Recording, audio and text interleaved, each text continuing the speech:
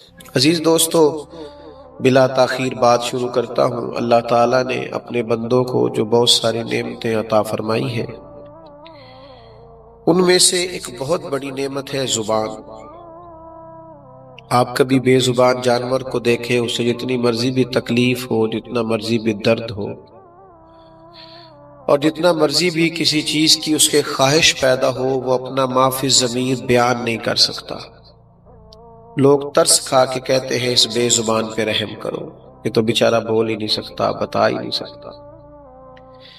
زبان اللہ کی بہت بڑی نعمت ہے، لیکن یاد رکھیے گا، جب نعمت کا صحیح استعمال کیا جائے، صحیح جگہ پہ اسے استعمال کیا جائے تو وہ شکر ہوتا ہے، اور جب اسی کا استعمال غلط کیا جائے تو ناشکری ہوتی ہے۔ زبان کا بھی درست استعمال کرنا، یہ اس نعمت کا شکر ہے، لیکن اپنی زبان کا غلط استعمال کرنا، اس سے جھوٹ بولنا، بددیانتی کے لیے زبان کو استعمال کرنا، غیبت کرنا، بہتان ترازی کرنا، یا لغو باتیں کرنا، بیکار باتیں کرنا، یہ اس نعمت کی ناشکری ہے۔ اور ایک پہلو یہ بھی ہے کہ جو لوگ درست بات بھی کریں لیکن بہت ہی زیادہ کریں، ہر وقت ہی بولتے رہیں، ہر وقت ہی بات کرتے رہیں، ان کے لیے بھی ہمارے بزرگوں نے ادب یہ لکھا ہے کہ خیر الکلام ما قل و دل، بہترین بات وہ ہوتی ہے جو مدلل ہو، جامع ہو اور مختصر ہو۔ آپ بہت زیادہ باتیں کریں گے، بہت زیادہ گفتگو کریں گے تو وقار ختم ہوگا، آپ کی بات کی قدر نہیں رہے گی، لوگ کہیں گے کہ اس کی تو طبیعت ہے، ہر وقت بولتا ہے۔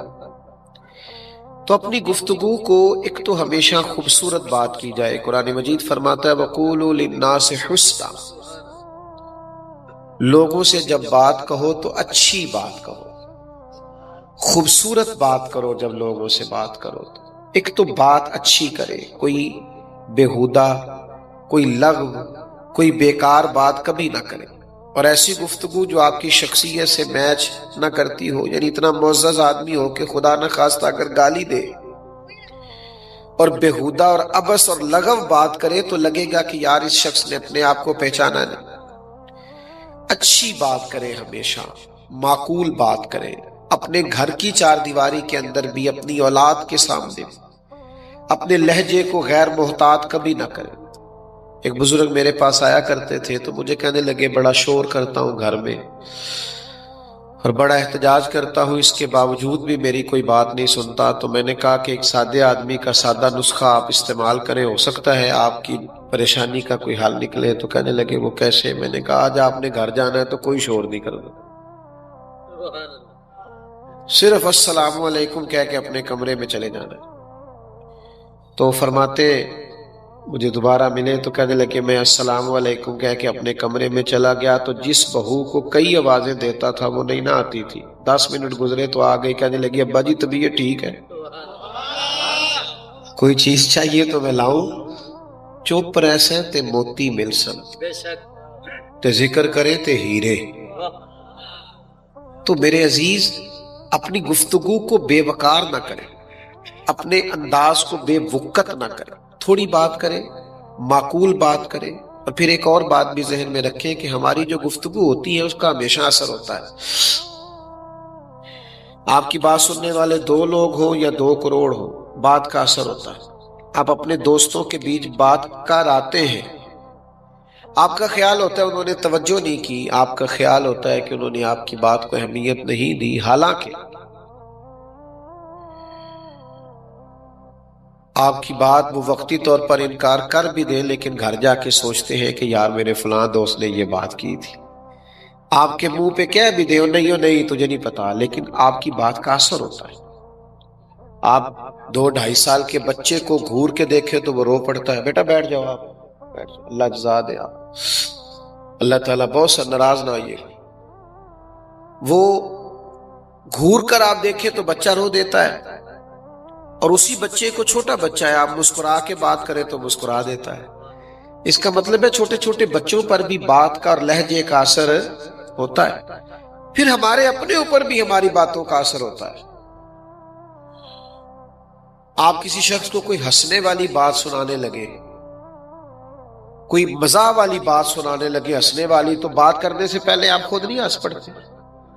کچھ لوگوں سے بات ہی نہیں ہوتی، وہ اتنا ہنستے ہیں، لوٹ پوٹ ہوتے جاتے ہیں، ہنستے چلے جاتے ہیں، محو ہوتے چلے جاتے ہیں اپنی مسکراہٹ میں، اور ابھی بات سنائی نہیں۔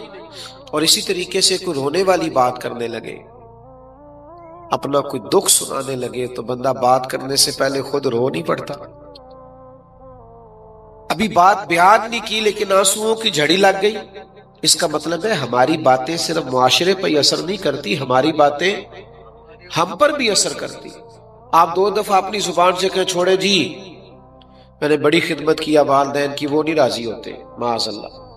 آپ 2 دفعہ یہ کہیں آپ کا دل سخت ہونے لگے گا ماں باپ کے بارے میں، لیکن اگر آپ یہ کہیں کہ یار نہیں، ماں باپ ہی ہوتے، ان کا اکرام کرنا، ان سے پیار کرنا، یہ بڑا ضروری اور بڑا اہم مسئلہ ہے۔ تو بھائی میرے یاد رکھیے گا اور سمجھ لیجئے گا کہ ایک تو زبان اللہ کی نعمت ہے، اس کی قدر کریں، اسے غلط جگہ پہ استعمال نہ کریں، اور دوسرا یہ کہ یہ مت سمجھے کہ آپ کی بہت زیادہ باتوں سے آپ کی قدر بڑھے گی۔ آپ کی گفتگو جتنی محتاط ہو، جتنی جامع ہو، جتنی مدلل ہو، اس قدر زیادہ اس کے اثرات بہتر ہوں گے۔ اور تیسری بات میں نے یہ عرض کی کہ ہماری باتوں کا معاشرے پر بھی اثر ہوتا ہے، لوگوں پر بھی اثر ہوتا ہے، اور چوتھی بات یہ کہ ہماری باتوں کا ہم پر بھی، اللہ آپ کو جزا دے، آپ تو یاد رکھنے لگے ہیں باتیں ماشاءاللہ سے۔ باتیں کمزور نہیں، آج کل نا ہمارے ہاں ہمارے مذہبی سٹیجوں پر بھی جو لوگ بات کرتے ہیں کمزور بات کرتے ہیں، بعض لب و لہجے شستہ نہیں، اچھا نہیں لگتا یار۔ دینی سٹیج پر آپ کا یہ انداز نہیں ہونا چاہیے تھا۔ جچا تلا، آپ آواز اونچی نہ کریں، دلیل مضبوط کریں، آپ کی دلیل تگڑی ہونی چاہیے، اس میں آواز ہلکی بھی ہو گئی تو گزارا چل جائے گا، دلیل سے مضبوط ہو۔ آپ وہ ہمارے نقیب محفل ہوتے ہیں نا تو بھاگ کے ادھر چلے جاتے ہیں، پھر بھاگ کے ادھر آ جاتے ہیں، بھی آپ کیا کرنے لگے؟ کہتے ہیں میں جملہ دینے لگا۔ تو بھئی جملہ دینا ہے، بم چلانا ہے کوئی؟ آپ کہتے ہیں آرام سے جو بات کرنی ہے، اس میں آپ تقدس کا خیال کریں، اسٹیج کی پاکیزگی کا خیال کریں، تو گفتگو تو کرنی ہے تو اچھی بات کریں، حوصلہ افزائی کی بات کریں۔ خیر، اور آپ کو بتاؤں نبی پاک علیہ السلام نے فرمایا 2 بھائیوں کی صلح کرانے کے لیے تمہیں خلاف واقعہ بھی بات کرنی پڑے نا، یعنی بظاہر لگے کہ جھوٹ ہے لیکن بول دو 2 دوستوں کی صلح کرا دو، 2 بھائیوں کی صلح کرا دو۔ لیکن یہاں لوگوں کو دور کرنے کے لیے تو جھوٹ بولتے ہیں، قریب کرنے کے لیے خلاف واقعہ بات نہیں کرتی۔ میرے عزیز یاد رکھیے گا اور اس کو سمجھیے گا، زندگی بھر اپنا یہ ذہن بنائیں اور اس ذہن پر کاربند رہے کہ ہم نے کوشش کرنی ہے کہ کبھی بھی اپنی زبان کا غلط استعمال نہ کیا جائے۔ اب آگے بڑھیے، اگر صحیح استعمال کرنا ہے تو صحیح استعمال کیا ہے؟ سب سے بہترین استعمال تو یہ ہے کہ آپ لوگوں کو خیر کی بات بتائیں، اچھا مشورہ دیں، اور پھر اس سے بھی اگر خیر کی بات کرنا چاہیں تو پھر یہ ہے کہ ادھر ادھر کی بات ہی نہ کریں، زبان سے یا ذکر خدا کریں یا ذکر مصطفیٰ کریں صلی اللہ تعالی علیہ وسلم۔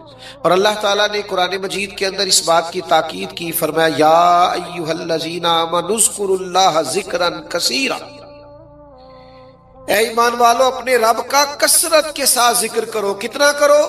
وَسَبِّحُوهُ بُكْرَةً وَأَصِيلًا، فرمایا صبح و شام بس اسی کی پاکی بولو۔ چھوڑ دو دنیا داروں کی خوش آمدیں کرنی، افسروں کی خوش آمدیں کرنی، جھوٹی تعریفیں کرنی، اور اپنا چھوٹا سا کام نکالنے کے لیے ادھر دیکھنا۔ چھوڑ دو تعریفیں کرنا، خوش آمدیں کرنا۔ اگر تم نے ذکر کرنا ہے تو اپنے رب کا کرو۔ کبھی کہو سبحان اللہ، اللہ پاک ہے، کبھی کہو الحمدللہ، سب تعریفیں اللہ کے لیے، پھر کہو اللہ اکبر، سب سے بڑا اللہ ہے، پھر کہو لا الہ الا اللہ، اس کے سوا کوئی عبادت کے لائق، یہ کرو نا یار، مزہ آئے گا۔ چھوڑ دو ادھر ادھر کی تعریفیں کرنی، جھوٹی خوش آمدیں کرنی، بلا وجہ کے قصیدے پڑھنے، رب رسول کی تعریف کرو اور خوب کرو۔ اور پھر جہاں تک بات ہے ذکر مصطفیٰ کی، جہاں تک بات ہے میلاد مصطفیٰ کی، تو رب کہتا ہے میں نے کسی کا محتاج چھوڑا ہی نہیں، وَرَفَعْنَا لَكَ ذِكْرَكَ، اے محبوب ہم نے آپ کے لیے آپ کے ذکر کو بلندی عطا فرما دی۔ حضور کا ذکر پاک ہر وقت، ہر لمحہ. اور یہ ذکر کیوں آپ کو فائدہ دے گا؟ آپ کے گھر میں بچہ پیدا ہوا نا، تو اس کے کان میں اذان دینا سنت، اسے گٹی دینا سنت، اس کے بال 7ویں دن اتروانا یہ سنت، اس کا عقیقہ کرنا. تو یہ کس کی سنت ہے؟ ہلکا سا بولنا. اس کا مطلب ہے پیدا ہوتے ہی ذکر مصطفیٰ شروع ہو گیا، ہر وقت ذکر رسول شروع ہو گیا، ہر وقت حضور کا تذکرہ پاک، ہر مقام پر نبی پاک کا ذکر. یہ جو ہم نے مزاج بنا لیا نا، یہاں ذکر کرنا یہاں نہیں کرنا، یہ ہماری زیادتی ہے. ورنہ اس دنیا میں جہاں بھی ذکر ہے مدینے والے محبوب کا ہی ذکر ہے. کوئی بھی آپ کام کریں، وضو کرنے لگے تو اس میں پہلا فرض منہ دھونا ہے، لیکن ہاتھ دھونا سنت، کلی کرنا، ناک میں پانی ڈالنا، تو ہر جگہ تو حضور کی سنت کا پھریرا لہرا رہا. ہم نے زیادتی کی ہے. کول والے دن تو نعتیں پڑھ لیتے ہیں، اور مہندی والے دن ناراض ہو گئے ہو، کوردے پہ ہو مینو. بھئی جس نبی کی یاد تمہیں کل والے دن، 10ویں والے دن، چیلم والے دن یاد آتی ہے، اس نبی کی یاد بیٹے کے ولیمے پہ کیوں نہیں آتی؟ تم ذکر رسول کرتے ہو صرف کسی کے فوت ہونے پر. خوشی کے وقت تمہیں حضور کی نعت کیوں نہیں یاد آتی؟ نکاح کسی غیر کا طریقہ ہے؟ حضور نے فرمایا نکاح من سنتی، نکاح تو میرا طریقہ ہے. حضور فرماتے ہیں نکاح میرا طریقہ ہے، نکاح تو نبی پاک کی سنت، اسے حضور کے مطابق کرنا چاہیے تھا. میں اکثر دوستوں سے کہا کرتا ہوں، کسی کے دیندار ہونے کا پتہ ہی تب چلتا ہے جب اس کے گھر میں شادی ہوتی ہے. مسجد میں تو سارے ہی حاجی نمازی ہوتے ہیں، پتہ تو تب چلے گا جب تیرے بیٹے کی بارات اٹھے گی تو کتنا حاجی نمازی ہے، تو کتنا شریعت کا پابند ہے، تو کتنا خیال کرتا ہے.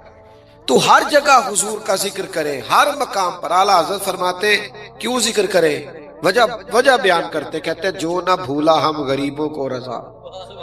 کہتے چونکہ نبی پاک نے ہمارا ہر جگہ ذکر کیا ہے، پیدا ہوتے ہی ہمارا ذکر، معراج پہ ہمارا ذکر، نمازوں کے بعد ہمارا ذکر، غاروں میں ہمارا ذکر، مزار میں ہمارا ذکر.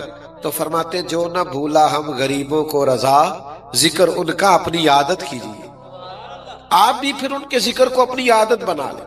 ہر وقت حضور کا ذکر پاک، ہر وقت نبی پاک کا تذکرہ، حضور کی حدیثیں یاد کریں، پھر سنایا کریں اپنے بچوں کو. ادھر ادھر کی کہاوتیں سناتے ہو، اس سے بچے کیا تربیت پائیں گے؟ انہیں نبی پاک کے ارشادات. ہمیں بڑی باتیں یاد ہوتی ہیں، یہ چھوڑ دیں آپ کے میرا ذہن کام نہیں کرتا، میں کیسے یاد کروں؟ بڑا کام کرتا ہے ہمارا ذہن. یہ موبائل آیا ہے تو سب کے ذہن نے کام کیا ہے نا، واٹس ایپ چلنے لگ گئے ہیں نا، گروپ اسٹیٹس لگانا آ گیا نا. اللہ خیر کرے، آپ حضور کی حدیثیں یاد کریں، وہ بھی یاد کر دی آ جائیں. قرآنی آیات کے ترادم یاد کریں، آ جائیں. تھوڑی توجہ کریں. آپ جب حضور کا ذکر پاک کریں گے، کائنات میں سب سے دانائی والی باتیں میرے نبی کی باتیں. وَيُعَلِّمُهُمُ الْكِتَابَ وَالْحِكْمَةَ، حضور کتاب بھی سکھاتے، حکمت بھی سکھاتے. جب آپ نبی پاک کی باتیں یاد کریں گے اور اپنے بچوں کو سکھائیں گے تو سوسائٹی میں امن پھیلے گا، پیار پھیلے گا، حیا پھیلے گی، وارفتگی پھیلے گی، شوق پیدا ہوگا، اور حضور کی دعا ملے گی. نبی کریم نے ہاتھ اٹھا کے دعا کی، اے اللہ اس کے چہرے کو تر و تازہ رکھنا جو میری حدیثیں یاد کرے اور آگے بیان کرے. تو دعا ملے گی نبی پاک کی، چہرہ چمکے گا. شرط یہ ہے کہ ذکر پاک کرے، حضور کی گفتگو کو کرے. اور صحابہ نا ہر وقت حضور کی نعت پڑھتے تھے. ہمارے یہاں کچھ لوگ کہتے ہیں میں پریشان بڑا ہوں، ذرا حالات ٹھیک ہو جائے پھر میں بھی حضور کا ذکر کروں گا. بڑی پریشانی تھی صحابہ کو بھی. 313 لوگ تھے صرف بدر میں، 1000 سے مقابلہ تھا، اور وہ لاؤ لشکر سمیت تھے. ان کے پاس نہ زیادہ تلواریں تھی، نہ زرہیں تھی، نہ اونٹ تھے، کچھ بھی نہیں. ان لوگوں نے اتنے کٹھن حالات میں جہاں یہ بیان کیا نا کہ ہمارے پاس اسلحہ پورا نہیں تھا، حالات سازگار نہیں تھے، وہاں ان لوگوں نے یہ بھی بیان کیا کہ ہمارے نبی کی شان یہ ہے کہ حضور نے تو ایک دن پہلے ہی بتا دیا تھا فلانا کافر یہاں مرے گا، فلانا کافر یہاں مرے گا. یہ صحیح مسلم میں موجود. یعنی حالات جتنے بھی خراب تھے حضور کی شانیں بیان ہوتی رہی، نبی پاک کے تذکرے بیان ہوتے رہے. حضور کے ذکر پاک کو نہ چھیڑے، اسی ذکر سے تو برکات نازل ہوگی، یہ ذکر ہوگا تو اللہ کا انعام آئے گا۔ ذکر رسالت مآب ہر وقت، یعنی جنگ خندق میں بڑے حالات خراب تھے، بڑی شدید مشکلات تھی، صحابہ کرام نے پیٹ پر پتھر باندھ رکھے تھے، بھوک سے شدت تھی، انہوں نے یہ بھوک بھی بیان کی ہے کہ ہم نے پیٹوں میں پتھر باندھے ہوئے تھے، اور ساتھ یہ بھی بیان کیا ہے کہ حضرت جابر ابن عبداللہ نے 4 لوگوں کا کھانا پکایا تھا، پر نبی پاک سینکڑوں کو لے کے گئے تھے، سب کو پورا آ گیا تھا۔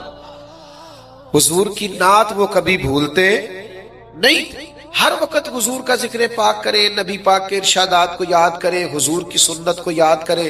کوئی کام کرنے لگے تو دیکھیں پہلے یہاں میرے نبی کا طریقہ کیا ہے، حضور نے یہ کام کس طرح کیا، اپنے رویوں سے، اپنے لب و لہجے سے ہر وقت نعت خواہ بنے رہے۔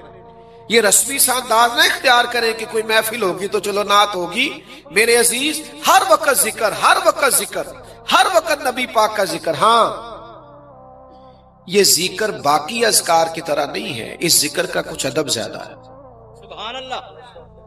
میری آپ طبیعت دیکھ رہے ہیں، نزلہ زکام کیسا ہے، پھر بھی آپ سے بات کر رہا ہوں، تو مجھے امید ہے آپ پیار بڑا کرتے ہیں، ناراض نہیں ہوں گے۔ کر لوں 1-2 باتیں، تسی نہ کر دے ہو نہ ہاں کر دے ہو، لڑے جاب دے ہو، 1-2 باتیں کر لوں تھوڑی ناراضگی والی۔ آپ سب کو پتا تھا نا محفل میں آنا، پھر بھی ننگے سر آ گئے، ٹوپی تک نہیں پہنی ساتھ پہ، اور ادب والوں کی محفل، اہل سنت کی محفل، ہمارا تو مزاج ہی نہیں۔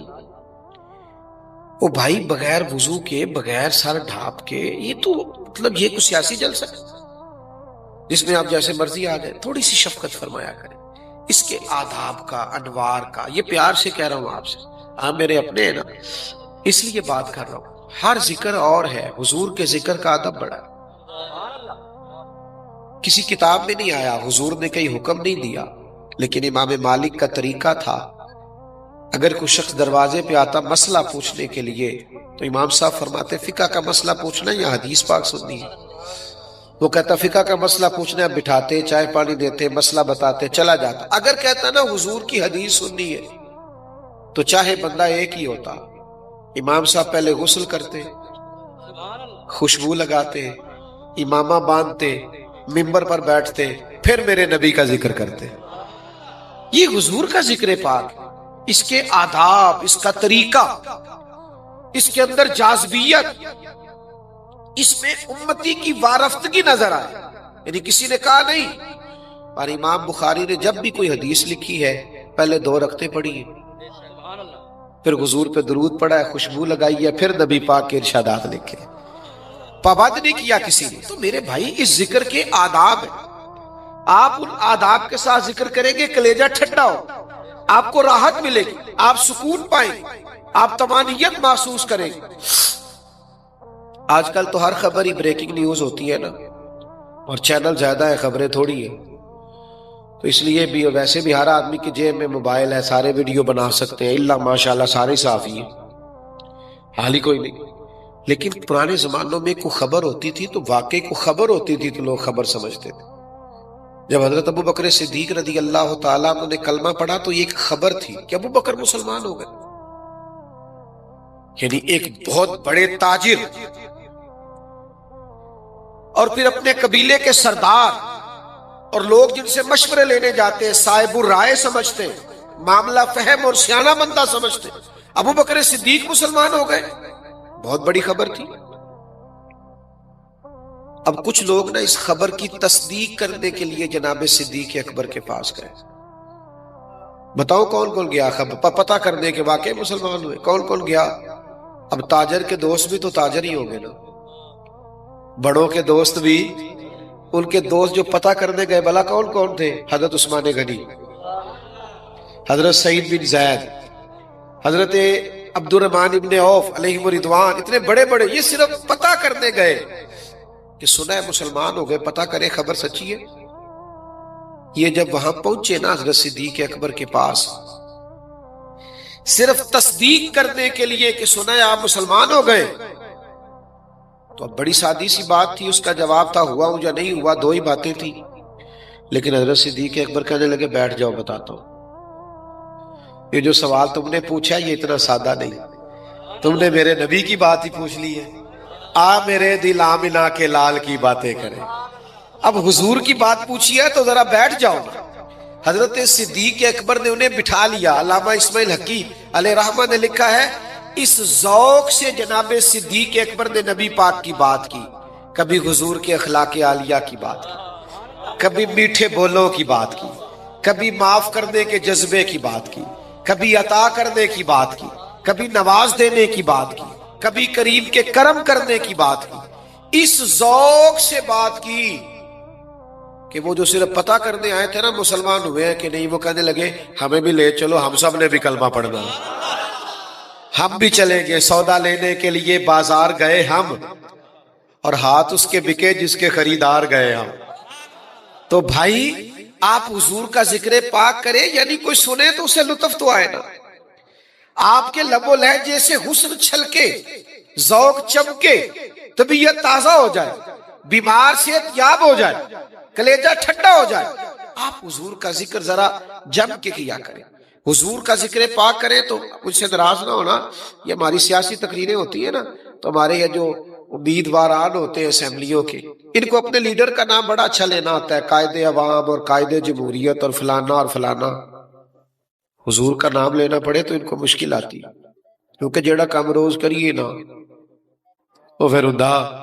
تو میں کہتا ہوں میری جماعت میں آنا, کسی بزرگ کے پاس بھی بیٹھ, یہ نعت اسے بھی آتی ہوگی, مل جاون یار دیاں گلیاں اسا ساری خدائی کی کر دی. اتنا تو ذوق اس کا بھی ہوگا کہ تیرا کھاواں تے تیرے گیت گاواں یا رسول اللہ. تو عزیز آپ سنیں جی, سنیں اللہ جل. بیٹا کچھ خطیب ایسے ہوتے ہیں جو بغیر نعروں کے بھی ساری تقریر کر جاتے ہیں. آپ سبحان اللہ آہستہ بھی کہیں تو ہمارا گزارا ہوگا. اللہ کے فضل سے نہ داد کی ضرورت ہے نہ امداد کی ضرورت ہے, بس آپ بات سنیں اور سمجھ لیں تو یہی ہمارے لیے بڑی داد. اور بیمار ہوں, زیادہ بات کر بھی نہیں سکتا, بس بات کو سمیٹوں گا تھوڑی دیر میں. تو حضور کا ذکر جو صحابی بظاہر ذکر نہیں بھی نہ کرتے تھے وہ بھی کمال کر جاتے تھے. یعنی جس نے نعت باقاعدہ نہیں بھی پڑھی اس نے بھی کمال پڑھی. ایک صحابی ہیں بڑے جلیل القدر حضرت عمر ابن عاص رضی اللہ تعالیٰ, ان سے کسی نے کہا اب نبی پاک علیہ السلام کا حلیہ بیان کریں.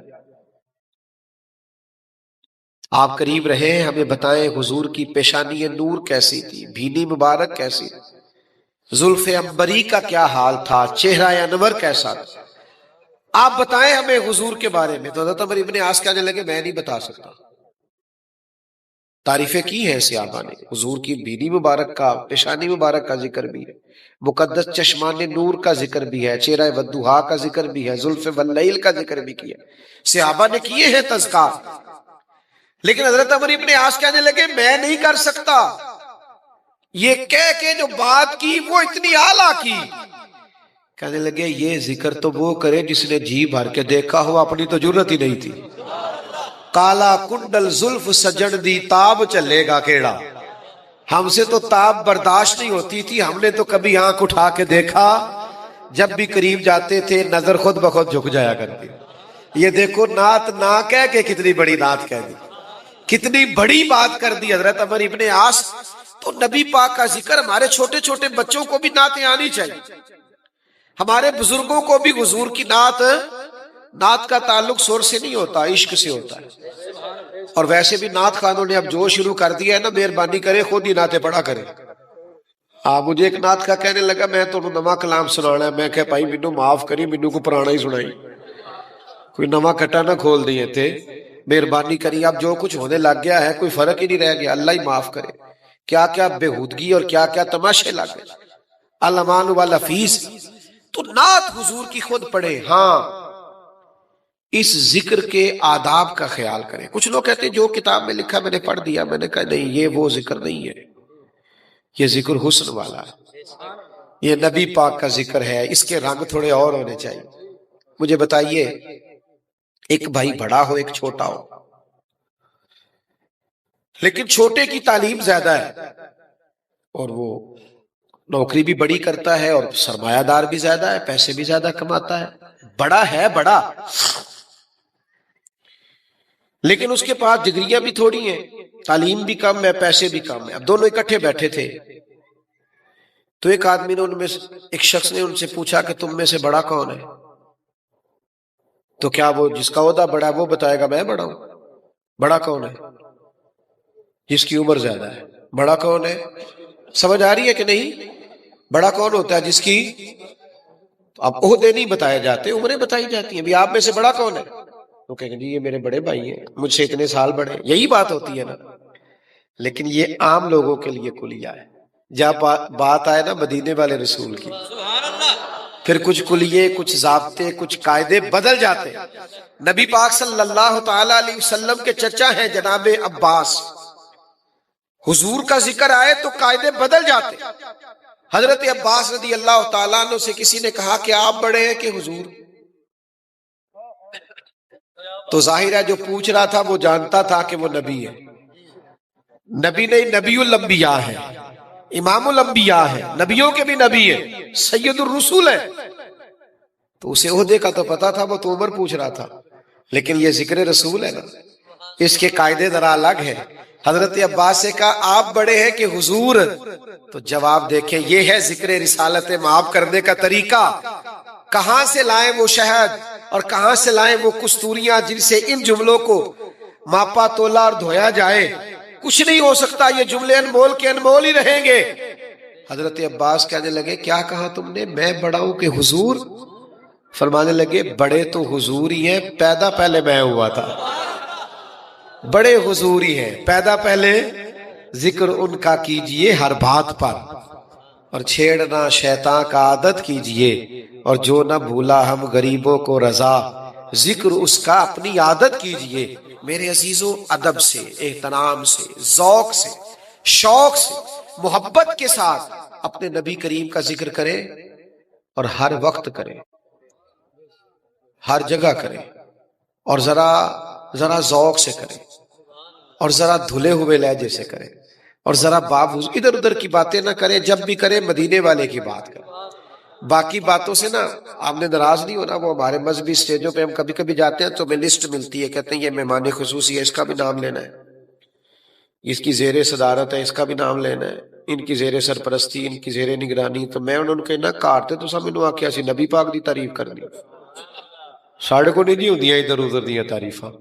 میں اپنی حیاتی تو قربان جاواں، ساری محمد پقیدے گزر گئی، کرو مدح اہل دول رضا، اور پڑے اس بلا میں میری بلا، میں تو گدا ہوں اپنے کریم کا، میرا دین پا رہا ہے نانے۔ ہاں کوئی عالم ہے، درویش ہے، فقیہ ہے، سید ہے، بات اور ہے، سر کے تاج ہے، لیکن یہ جو دنیا داری کا غلبہ ہم میلاد کے سٹیج پہ بھی لا کے بٹھا لیتے ہیں نا اس بندے کو جو کبھی مسجد ہی نہیں آیا، اور کہتے ہیں یہ صدارت کرے گا۔ تو بھائی میلاد کی محفل کی صدارت اس سے کراؤ جس کو 40 سال ہو گئے فجر کی اذان دیتے، 30 سال ہو گئے مسجد میں جھاڑو دیتے، کہ یہاں بھی جو 50,000 زیادہ دے گا وہ صدارت کر جائے گا۔ خدا کا خوف کرے گا، یہاں تو کم از کم ان آداب کا آپ خیال کریں، اور یہاں بھی آپ اگلی سیٹیں ان کو دے دیتے ہیں ذکر رسول کی باری میں جن کے ہاتھوں میں نوٹوں کی دتی ہے، اور غریب دیکھتا رہ جاتا ہے کہ میری یہاں بھی عزت نہیں۔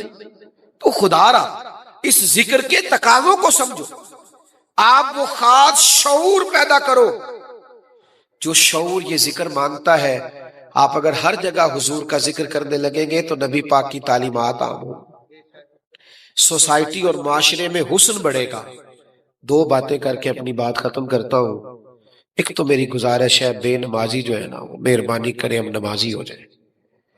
نماز کی وضاحت ہی کوئی نہیں، نماز کی جو نماز نہیں پڑھتا جھوٹ بولتا ہے، اس کی وضاحت ہی نہیں، وہ پڑھنی ہے تو جان چھوٹنی۔